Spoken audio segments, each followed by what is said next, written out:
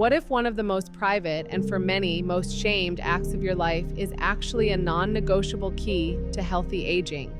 Imagine a vital sign of life we've been taught to ignore, a biological imperative hidden in plain sight, as essential as the beat of your own heart. We're going to talk about this today, openly and with the maturity it deserves, because your well-being, your vitality, and your future health truly depend on it.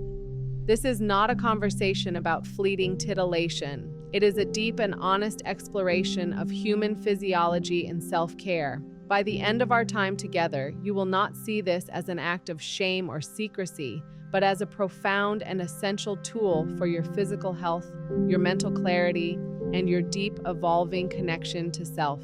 Stay with me, because this understanding isn't just liberating. It's a form of self-care you have earned the right to reclaim. Lifelong normalcy.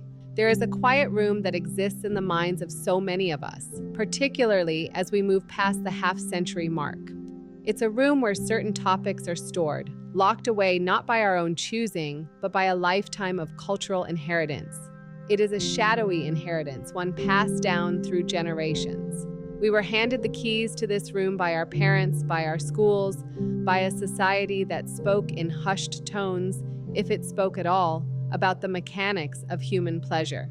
The topic of self-pleasure in particular was often relegated to the darkest corner of that room, shrouded in either cold, clinical detachment or, more commonly, a thick, suffocating blanket of shame. It was framed as something you outgrow, a juvenile habit for the young and hormonal.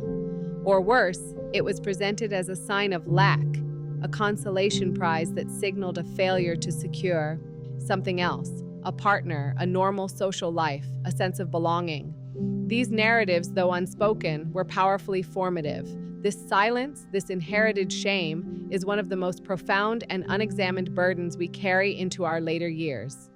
It creates a painful internal friction, a persistent and draining disconnect between what our bodies naturally are and what we were taught they should be. The human body is a marvel of engineering, a symphony of systems designed for a vast spectrum of experiences, including pleasure, from the moment we are born until the moment we die. It is an unbroken continuum. There is no biological switch that flips at age 40, 50, or 60 that suddenly renders this impulse abnormal or unnecessary. That is a myth, a piece of cultural fiction. In fact, as we'll explore in detail, the opposite is true. As the body navigates the complex changes of aging, the need for this particular form of self-attunement and physiological maintenance becomes more, not less, critical for our holistic health. So the first and most important step in this entire conversation is to simply stand at the door of that quiet, dusty room in your mind. Take a breath. Turn the key you were given so long ago and let some light in. This isn't about throwing a wild, reckless party in there. It's simply about acknowledging that the room exists and that what's inside it is not monstrous, deviant, or shameful. It is a normal, healthy, and integral part of the human blueprint. It's about gently, patiently questioning the old narratives. Who was the first person who told you this was wrong? What was their intention? Who benefited from your silence, from your shame? And more importantly, did they have your best interests, your health, and your long-term vitality at heart? Or were they, with the best of intentions, simply passing down the same locked, heavy box they were once given, unopened and unexamined? Releasing this generational shame is a quiet, personal rebellion. It doesn't require a megaphone or a protest sign. It is an internal act of profound self-compassion. It is looking at your own life, your own beautiful aging body with fresh, kind eyes and deciding that you will no longer be governed by the unspoken rules of a bygone era. You are an adult with a wealth of life experience, and you possess the wisdom to discern what serves your well-being and what actively harms it. The idea that self-pleasure is anything other than a form of self-care and essential health maintenance is a narrative that has long since expired. It is time to allow yourself the grace to see it for what it truly is, a natural, lifelong function that is as normal as breathing, as restorative as sleeping, as nourishing as eating a good meal. It is, quite simply, a fundamental part of being fully, vibrantly, and unapologetically alive at every age. This reframing is not an overnight process, and it's important to be gentle with yourself. It requires patience. It requires sitting with the discomfort that may bubble up from challenging such a deeply ingrained, culturally reinforced taboo. But every time you approach this topic with curiosity instead of judgment, you are rewriting a script. You are taking the pen back from the ghosts of the past and writing a new chapter for yourself, one defined by health, acceptance, and a more integrated, honest relationship with your own body. It is a fundamental truth that pleasure is a nutrient for the nervous system, a vital element for our well-being. Our need for it does not diminish with age. It simply changes its shape, its texture, and its meaning. Recognizing this and acting on it is not an indulgence or a weakness. It is an act of profound biological and psychological intelligence. It is choosing to live in harmony with your own nature. Let's move away from the abstract and into the concrete, into the remarkable, tangible mechanics of our own physiology. When we think about maintaining our bodies as we age, our minds immediately go to cardiovascular exercise, strength training, flexibility, and nutrition. These are, of course, the undeniable pillars of health. But we have systematically ignored a crucial and frankly quite efficient system of internal maintenance, the powerful physiological cascade that occurs during self-pleasure. This is not about hedonism, this is about biology. It is a powerful built-in mechanism for keeping essential bodily systems in good working order. Consider the fundamental concept of blood flow. We know that good circulation is absolutely vital for delivering oxygen and nutrients to every single cell in our body, keeping tissues healthy, responsive, and alive. During arousal and orgasm, the body orchestrates a significant and highly targeted vascular event. Blood rushes to the pelvic region in a process called vasocongestion. This isn't just a fleeting, momentary event. It's a potent form of physiological therapy for tissues that need it most. For women, this increased blood flow is a gift to the tissues of the vulva and vagina. It nourishes them, helping to maintain elasticity, sensitivity, and natural lubrication. This becomes particularly important in peri- and postmenopausal years, when declining estrogen levels can lead to thinning, drying, and general atrophy of these tissues, a condition that can cause significant discomfort.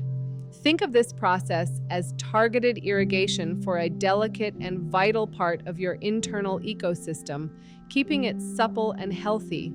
For men, this process is equally critical for long-term function.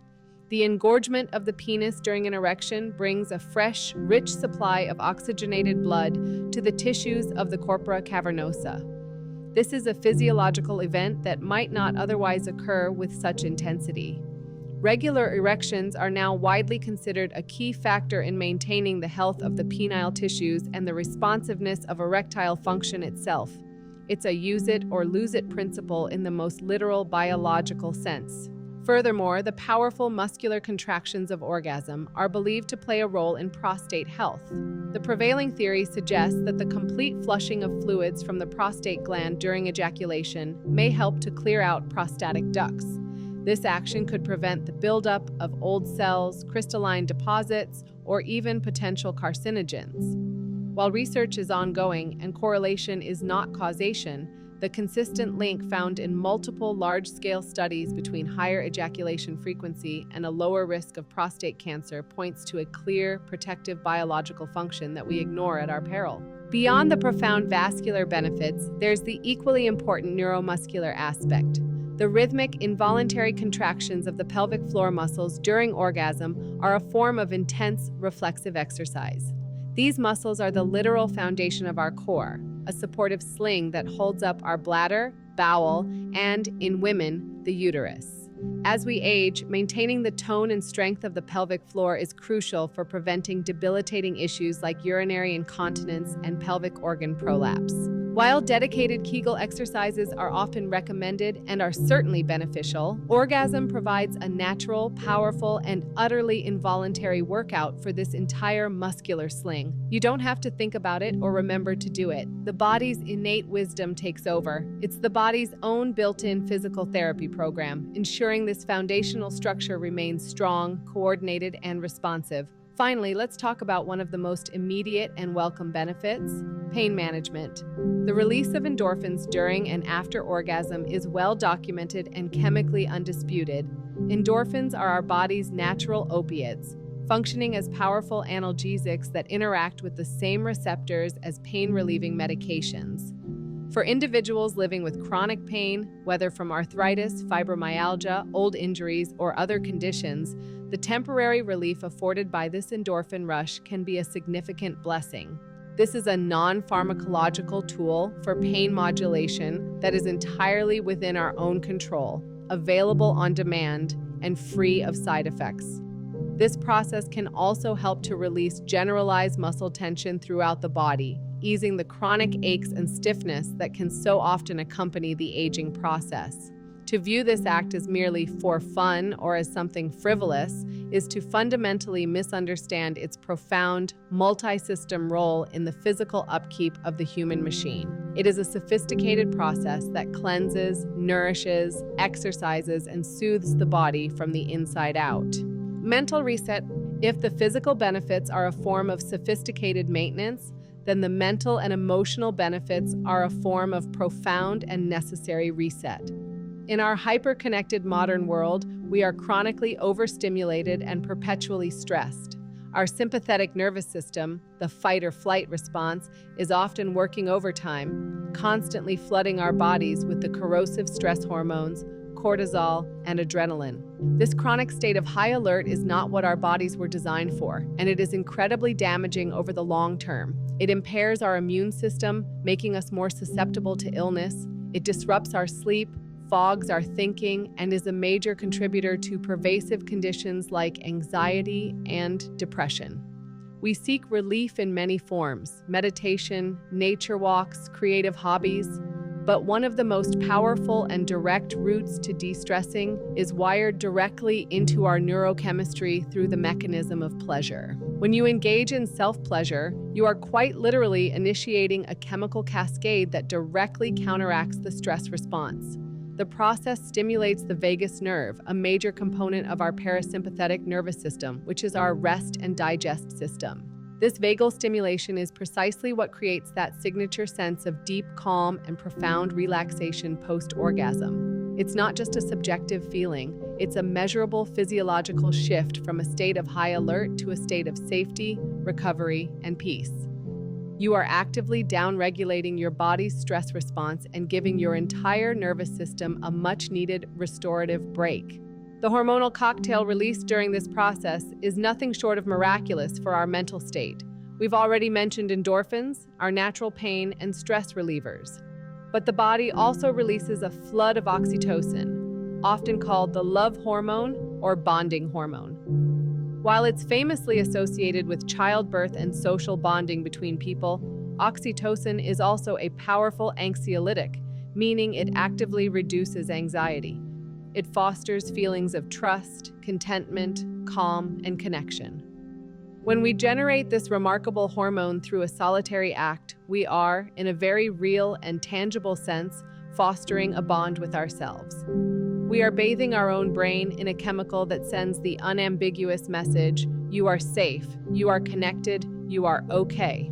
In a world that often makes us feel frantic and isolated, this is an incredibly powerful tool for self-soothing and building deep-seated emotional resilience. This neurochemical shift has a direct and significant impact on one of our most precious and often elusive resources, sleep. How many people in their 50s, 60s, and beyond complain of poor, fragmented sleep quality? The powerful combination of cortisol reduction, endorphin release, and the deeply calming effects of oxytocin and another hormone, prolactin, creates the perfect neurochemical environment for deep, restorative sleep. For many, orgasm is a more effective and certainly more natural sleep aid than any pill on the market. It works by directly addressing the root causes of so much age-related insomnia. It quiets the racing, anxious mind and relaxes the tense, aching body. This allows you to drift off more easily and, crucially, stay asleep longer, allowing your brain and body to perform their essential nightly repairs. Good sleep is not a luxury, it is the absolute foundation of cognitive health, immune function, and emotional regulation. Beyond the immediate chemical reset, there is a deeper, more subtle psychological benefit related to body image and acceptance. Bodies change as they age. It is an undeniable fact of life. They accumulate scars, wrinkles, and new shapes. Our culture, obsessed with youth, often bombards us with messages that this process is a loss, a decline, a reason for shame. Engaging in self-pleasure is a potent way to reclaim a positive, present moment connection to your physical self. It is an act that centers your body not as an object to be looked at, critiqued, or judged, but as a living, breathing source of sensation and life. It is a way of saying, through action rather than words, this body, right here, right now, in its current form, is worthy of pleasure. It is good. It is alive. This simple private practice can be a powerful antidote to the feelings of invisibility or alienation from one's own skin that can sometimes accompany aging. It is a radical act of inhabiting your body with appreciation, not apology. Solo intimacy. As we journey through life, our relationships and circumstances inevitably evolve. Partners may be lost to death or divorce. Long-term committed relationships may see natural shifts in libido due to health issues, medications, or simply the complex ebb and flow of desire over decades. In this landscape of change, there is a pervasive and damaging tendency to view self-pleasure as a poor substitute, a last resort, or a tangible sign of loneliness. This is perhaps the most profound and harmful misunderstanding of all. It is absolutely essential to reframe this act not as a substitute for partnered intimacy, but as its own complete, distinct, and valid form of intimacy, solo intimacy. It is not less than, it is simply different. Partnered intimacy is about connection with another. It's a beautiful, complex dance of giving and receiving, of verbal and nonverbal communication, of deep attunement to someone else's needs and desires. It is beautiful and vital. Solo intimacy, however, is about connection with the self. It is a practice of pure, undiluted self-attunement. There is no one else to consider, no performance anxiety, no goal other than your own exploration, presence, and sensation. It is a unique and invaluable opportunity to learn the evolving landscape of your own body, to discover what feels good to you now, not what felt good 10, 20, or 30 years ago. Our bodies, our sensitivities, and our sources of pleasure change over time. Solo intimacy is the research and development department of your own ongoing well-being. This practice becomes a form of deep, compassionate listening. In the quiet, private space of self-pleasure, you can pay exquisite attention to the subtle signals of your body without any external distraction. It becomes a non-verbal dialogue. Your body communicates its needs and pleasures through sensation, and you respond with your focused, loving attention. This is an incredibly grounding, centering, and validating experience in a world that constantly pulls our attention outward, to our responsibilities, our families, the news. Solo intimacy is a radical act of turning your attention inward. It is the conscious act of carving out time that is unapologetically and exclusively for you. It is the creation of a sacred space where your experience, your pleasure, and your well-being are the only things that matter. For those who have lost a partner, this can be a particularly poignant, tender, and healing practice. It is a gentle way to remember and honor that you are still a sensual, living being, that your capacity for pleasure did not die with your loved one. It can be a way to carefully reawaken a part of yourself that may have gone dormant with grief, and to do so in a way that feels completely safe, private, and entirely on your own terms. It's not about replacing the person you lost. It is about reconnecting with the person you still are. It's a quiet affirmation of life and continuity in the face of profound loss. Even within a happy, loving partnership, solo intimacy holds immense and often underestimated value. People's needs, energy levels, and desires are rarely perfectly synchronized 100% of the time. Having a healthy, shame-free practice of self-pleasure means you are not entirely dependent on your partner to be the sole provider of your sensual and physical well-being. This can actually relieve a great deal of unspoken pressure on the relationship. It allows each partner to take full responsibility for their own needs, which can in turn lead to a more relaxed, authentic, and less demand-driven partnered intimacy when you do come together. It becomes more about sharing and connection, and less about obligation. It affirms that your sexuality belongs to you first and foremost, and it is something you can choose to share, not something you require from another to feel whole. It is the ultimate expression of sensual sovereignty and self-respect. In the final analysis, as we mature in our understanding and acceptance of this practice, the focus can begin to shift in a very beautiful and profound way. In our youth, the experience is often acutely goal-oriented, driven by a powerful biological imperative toward a climactic, explosive release. It's very much about the destination. But with the wisdom and perspective that life experience brings, we can begin to truly appreciate the journey. We can begin to see self-pleasure not just as a mechanical act, but as an experience of energy. The conversation can then gracefully move from the purely physical or psychological to something that feels almost meditative or even spiritual in nature. This is the fundamental shift from a goal-oriented mindset to a practice of deep, embodied mindfulness. It means bringing your full, non-judgmental attention to the vast array of sensations of the present moment as they arise, crest, and pass away. It is less about trying to achieve a specific outcome and more about simply being with the unfolding experience. You begin to notice the subtle warmth spreading through your skin, the tingling in your fingertips, the almost imperceptible shifts in your breath, the steady, grounding rhythm of your heart. You become a curious, compassionate observer of the energy moving through your own body. This mindful approach transforms the act from a simple mechanical release into a rich, complex, and deeply rewarding sensory exploration. It becomes a form of somatic meditation experienced through the body. When you begin to approach it this way, you start to tap into what many ancient traditions might call life force or chi or prana. These are all just words attempting to describe the vital, creative, and palpable energy that animates us. Self-pleasure, when practiced mindfully, is a direct and powerful way to connect with and intentionally cultivate this energy. You are not just releasing tension, you are actively circulating and building a tangible sense of vitality within your own system. The laser focus on orgasm can soften and relax, and in its place comes a rich appreciation for the entire spectrum of arousal: the gentle, nascent beginning, the rising plateau of sensation, the warm, lingering afterglow. The entire process becomes the reward, not just the final moment. This energetic perspective is incredibly liberating and empowering. It means you can engage in this practice even on days when a full-blown orgasm feels distant or simply isn't the goal.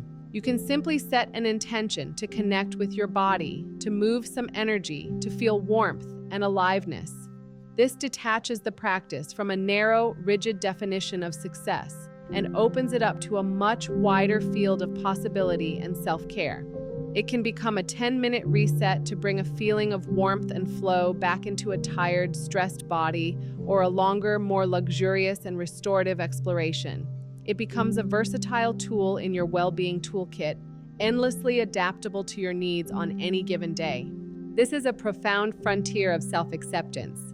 It's about honoring the body you have now, with all its incredible history, its changes, its wisdom. It's about finding pleasure and vitality within your current reality, not clinging to a faded memory of the past. To spend time mindfully generating and feeling pleasure in your own body is a radical statement in a culture that can make older people feel neutered, desexualized, or invisible. It is a quiet, powerful declaration that you are still vibrant, still present, and still the sovereign authority over your own physical and emotional experience. It's a way of saying to yourself and to the world, my energy is mine, my pleasure is mine, my life force is mine, and I will honor it. This isn't about desperately clinging to youth, it's about fully embracing the depth and richness of maturity. It's the final and perhaps most important piece of the puzzle. Understanding that this most private act can be a sacred practice. It is a way to come home to yourself again and again, to feel the simple, undeniable, and miraculous truth of your own aliveness. It is a form of intimacy with the very energy that sustains you. It is a quiet, radical statement that you are, and always will be, worthy of your own care, your own attention, and your own pleasure, entirely on your own terms.